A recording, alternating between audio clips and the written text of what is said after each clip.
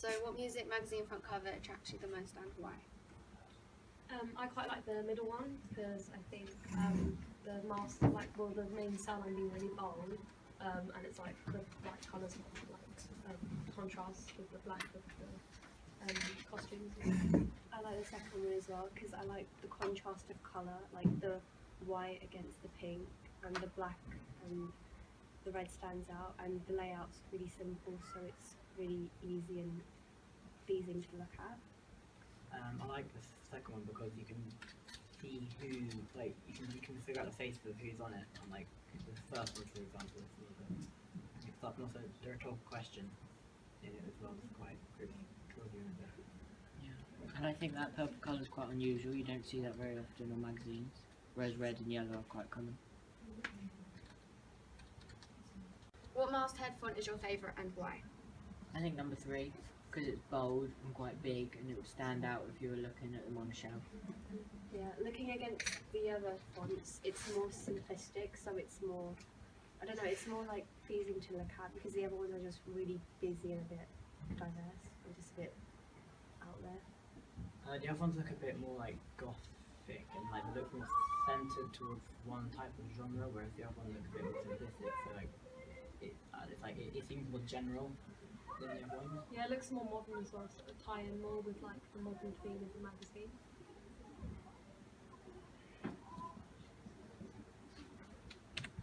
How many artists should feature on the front cover? I think like 3 to 4 because that's usually like the amount of like members in the band. I think it would make it more realistic.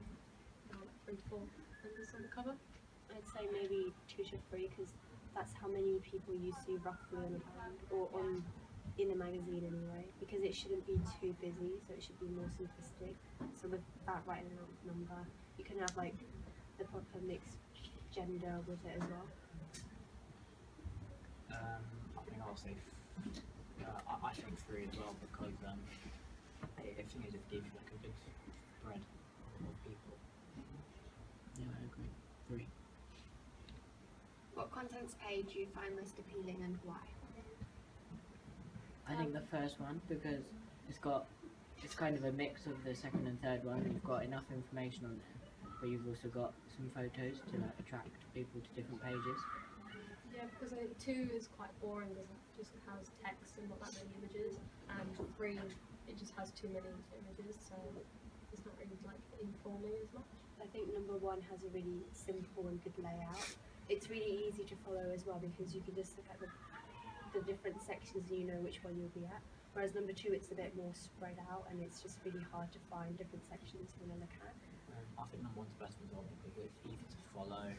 It's got a good amount of information in it, and it still has images.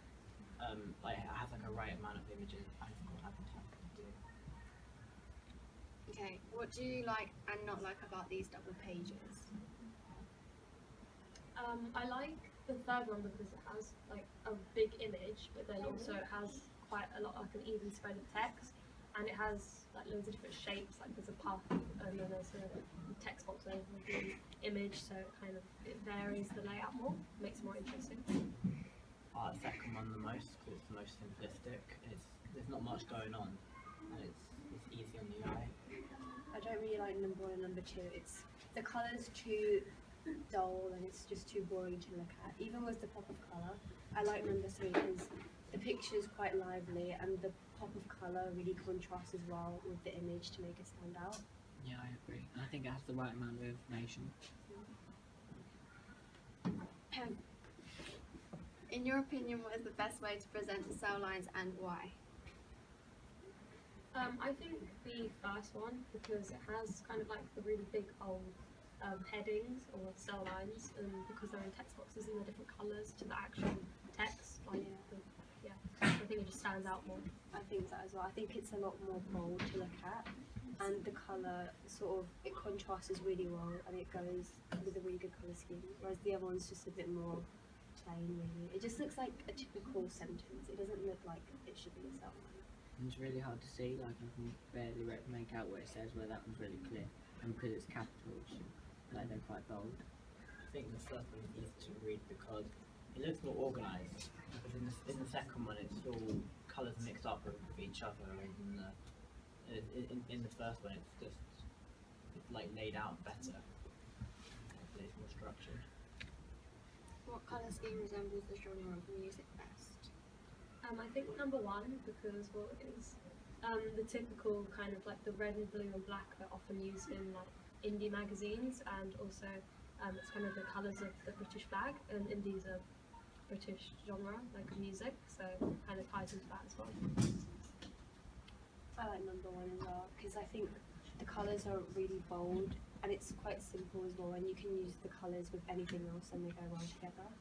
I think the first one, because they're both bold, like earth colours, and they all complement each other. Like the other two, but not all colours really match particularly well. Yeah, I think 2 and 3 can be a bit like they look a bit childish, like the pastel colours. You'd see that more in like a kids magazine. Although I do think the last one looks quite fresh and different. Yeah, the colours contrast nicely though, but I think the first one just stands out a bit more. Do you think the contents page should include a band index, which is on the left-hand side? I do, because it kind of it will appeal more to the reader, because if they look at the band index and they see their favourite bands are there, it's more likely to make them want to read the magazine. I think it's good, like if it's for new magazine readers, if they want to look up new artists that they've seen on different pages, it might just be really helpful for them as well. What things in a music magazine are important to you? Here's some examples. I like interviews with celebrities. I just think that it kind of helps you to get more of an insight to what they're doing and why they're being featured on the front cover. But I also like the music charts and the upcoming music events as well, because I just like to feel notified. Yeah, I think that like including different music events that are coming up's quite good. It's like having a good guide will really draw in readers, because obviously like readers of music magazines enjoy seeing live music, so it will really appeal to them. I think trends are important as well because the industry changes so much. It's important to stay like modern and fresh. I think upcoming music events and competition is most important. It's important to know what's coming up, and I think it's interesting to know who else is like around